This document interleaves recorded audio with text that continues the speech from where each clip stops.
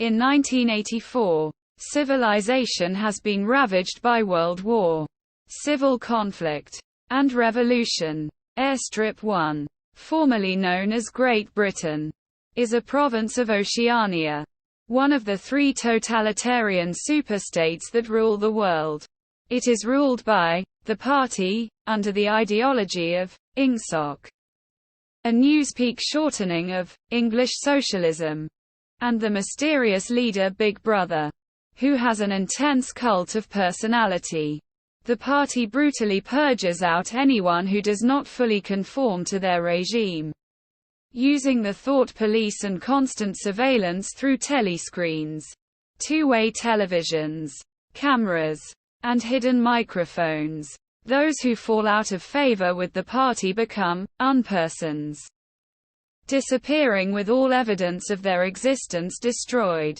In London, Winston Smith is a member of the Outer Party, working at the Ministry of Truth, where he rewrites historical records to conform to the state's ever-changing version of history. Winston revises past editions of the Times, while the original documents are destroyed after being dropped into ducts known as memory holes, which lead to an immense furnace. He secretly opposes the party's rule and dreams of rebellion, despite knowing that he is already a thought criminal, and is likely to be caught one day. While in a Prole neighborhood he meets Mr. Charrington, the owner of an antiques shop, and buys a diary where he writes criticisms of the party and Big Brother. To his dismay, when he visits a Prole quarter he discovers they have no political consciousness. As he works in the Ministry of Truth, he observes Julia, a young woman maintaining the novel writing machines at the ministry, whom Winston suspects of being a spy, and develops an intense hatred of her.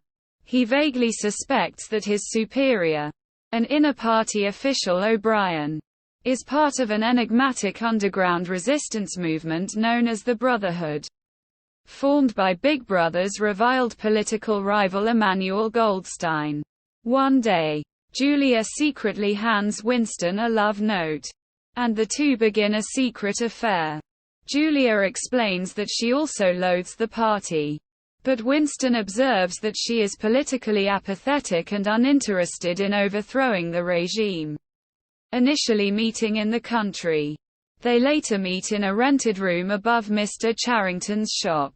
During the affair, Winston remembers the disappearance of his family during the Civil War of the 1950s and his tense relationship with his estranged wife Catherine.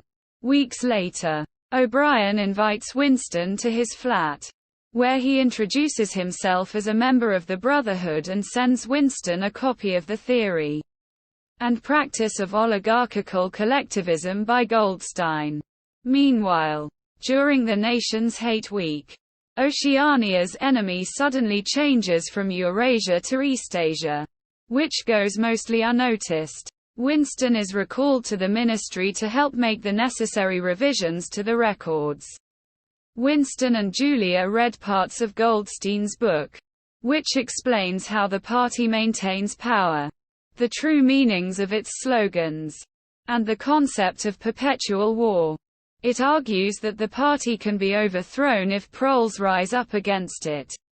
However, Winston never gets the opportunity to read the chapter that explains why the party is motivated to maintain power. Winston and Julia are captured when Mr. Charrington is revealed to be a thought police agent, and they are imprisoned at the Ministry of Love. O'Brien arrives, also revealing himself as a thought police agent. O'Brien tells Winston that he will never know whether the Brotherhood actually exists and that Goldstein's book was written collaboratively by him and other party members. Over several months, Winston is starved and tortured to bring his beliefs in line with the party. O'Brien takes Winston to room 101 for the final stage of re-education, which contains each prisoner's worst fear. When confronted with a cage holding frenzied rats, Winston denounces Julia to save himself, and pledges allegiance to the party. Winston is released back into public life and continues to frequent the Chestnut Tree Cafe.